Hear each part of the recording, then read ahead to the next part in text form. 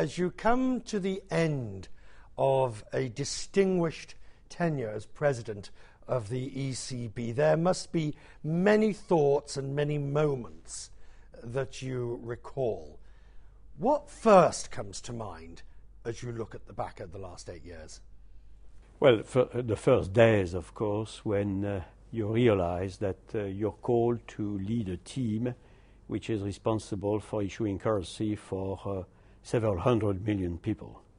And at the moment I'm speaking, 332 million people, 17 countries. So it's an immense responsibility, an immense weight on your shoulders, even when you are in normal times, of course. Quite soon after you start, and there is a tightening cycle that begins. You obviously at that point felt it was time to put the brakes on. We were heavily criticized. Why the hell are you increasing rates? We were criticized by 10 governments out of 12 in Europe at the time, in the euro area.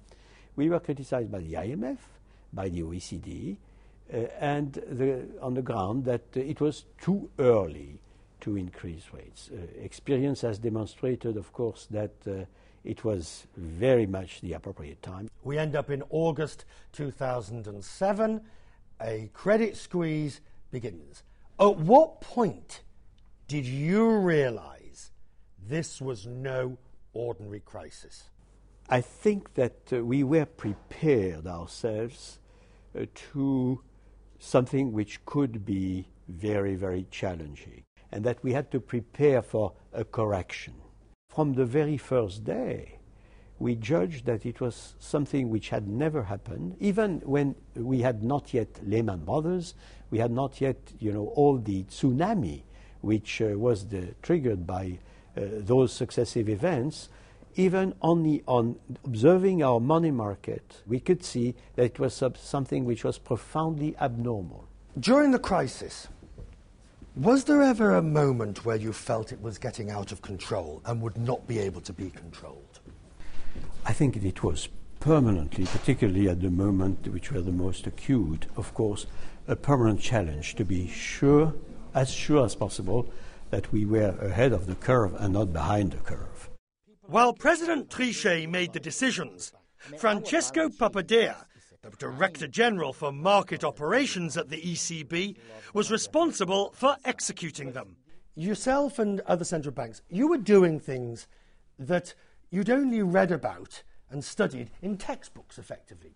We, and not only us, I would say that the Fed and the Bank of England, the Bank of Japan, the Swiss national banks, have been doing things that were in no textbook. I think that textbooks are being written now to incorporate what we have done. So in a way, we had to invent new things. We were in clearly uncharted territory, and we had to see exactly what was necessary to, again, for us, help restore a better transmission of our monetary policy. It was necessary to stand ready for unexpected events. Let's take the euro as an entity set up in the 90s. You were there at its creation. Did you realize then that this concept, this thing, was being set up badly and it was a ticking time bomb? Certainly not, because we were ourselves extremely determined to have a solid framework as regards fiscal policy.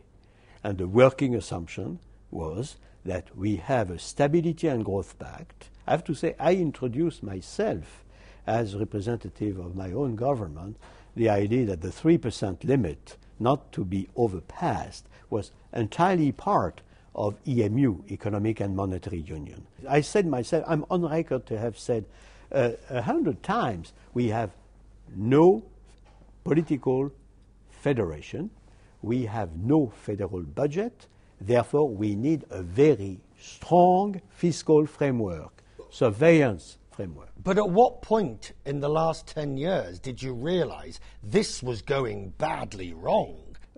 I would say it was at the moment where, in an environment of overwhelmingly dominant benign neglect on fiscal policies. Overspending by governments, basically. No, benign neglect by all. I mean, the market, we are making no difference between good behavior and bad behavior. Greece and Germany were borrowing at the same interest rates. You had exactly the same benign neglect coming from the economists.